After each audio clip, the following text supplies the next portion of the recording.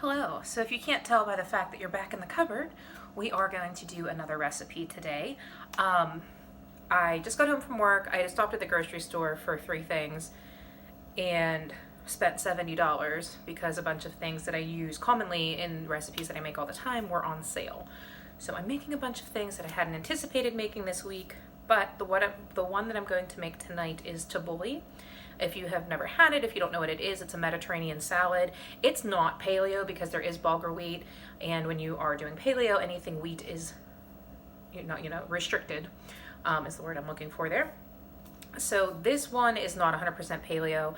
It's one that's really healthy, and it's one of my favorite dishes, so it was one that I decided that I was not going to give up when I did this. And it's very minimal wheat as far as what you're going to eat, as you'll see.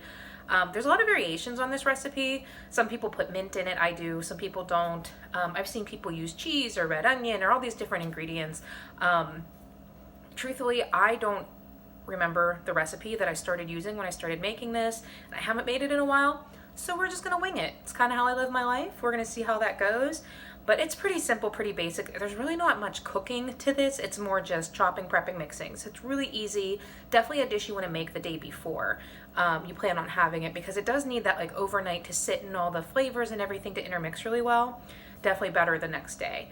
But yeah, let's go ahead and get started. Okay, ingredients for this recipe are pretty simple. As far as spices, you're just going to use salt and pepper. You need olive oil.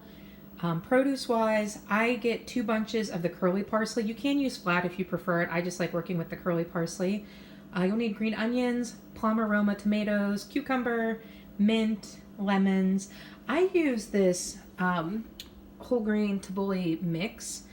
You don't have to use that. You can use any kind of bulgur wheat. Some people use couscous, quinoa. Anything that you might have on hand or prefer is perfectly fine. They just happen to carry this at my grocery store, and I find it easy to use, so that's what I'm going to use tonight. Starting this is just throw some water in the tea kettle to boil, because you are going to use that with the grain mix. I just follow the directions on the box. You mix, I believe, 1 cup of boiling water with that and let it sit for a half an hour. So I start that first to get a jump on it. There is a flavor packet that comes in here. I do use it. I don't use the whole thing because I feel like it's too much with everything else I put in. But you just put that in a container with the grain, and then when the water is ready, we're going to mix that and let it set. The water is done boiling, so I'm going to add the 1 cup of water to my grain here. Then I'm just going to mix that and put the lid on and set that aside for half an hour. Next thing I do is rinse the parsley. I do usually just take a paper towel and dry out any excess before I cut it. Then I'm going to chop up the parsley as finely as I can. The next thing I do is chop up a little bit of mint. Next I'm going to do the cucumber. You're not going to use a whole cucumber. I usually start with a half and just kind of eyeball it. I do peel mine. Don't do things like I do them. I don't know how I have fingers, and I have more kitchen accidents than anybody I've ever met. Okay, the next thing I'm going to add are some green onions. I focus mostly on the white part. And again, I keep everything for this. I really like it chopped finely. Okay, I have 2 Roma tomatoes here. Next, I'm going to juice 3 lemons. So of course I have my handy dandy SpongeBob bowl. I'm going to start with 3. Sometimes I do more, depending on how big my lemons are, how juicy they are, things like that. Again, this is I'm sure there's an exact way to do this, but I eyeball everything.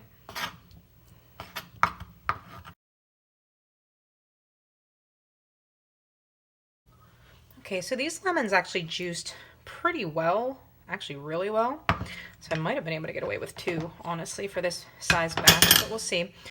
I'm going to mix my salt in with the lemon juice.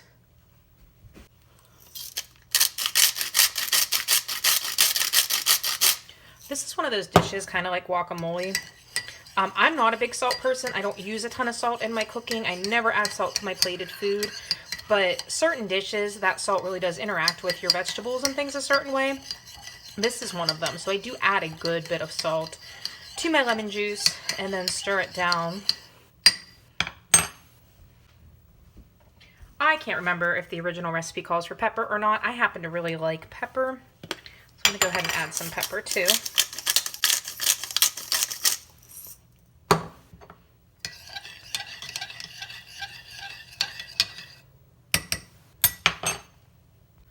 Okay, so I grabbed my bulgur wheat. It has absorbed all the water. It's at the right consistency that it needs to be. So we're not gonna put this entire thing in here by any means. The biggest thing with tabbouleh is I think a lot of people think the wheat is like the main point of the dish, but it's really not. It's more about the parsley. So I'm just gonna add a little bit. Then take some olive oil. Again, I don't measure, so I just pour some olive oil in. And then I'm going to pour some of my lemon juice with my salt and pepper and mix that.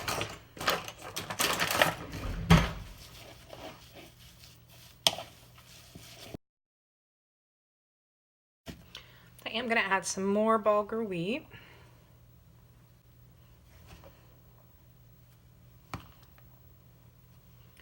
A little more olive oil. And the rest of the lemon juice. And this is one of those things that you can sample and taste if you feel that it needs more wheat or more salt. Again, if you like certain veggies more. I mean, I think you can pretty much put things in whatever proportion you want. This is just how I do it. And then, yeah, it's really hard to tell what it's going to taste like until it all mixes and settles in. So I'm going to put it in the fridge for the night and taste it. Well, I'll take a bite now, but yeah, I'll check it tomorrow. If it feels like it needs anything added to it, then I will, but it should be pretty good to go. Okay, so there you have it. That is my tabouli recipe. If you have any... my freezer wide open behind me like an animal. If you have any questions, let me know. Like I said, check out some of the recipes, some of the variations, see if something seems more tailored to your taste. But yeah, it's really good, really simple, and holds up for a good couple days in the fridge with, I think, with all the acid of the lemon juice and everything. So, all right, I'll see you next time with a new recipe.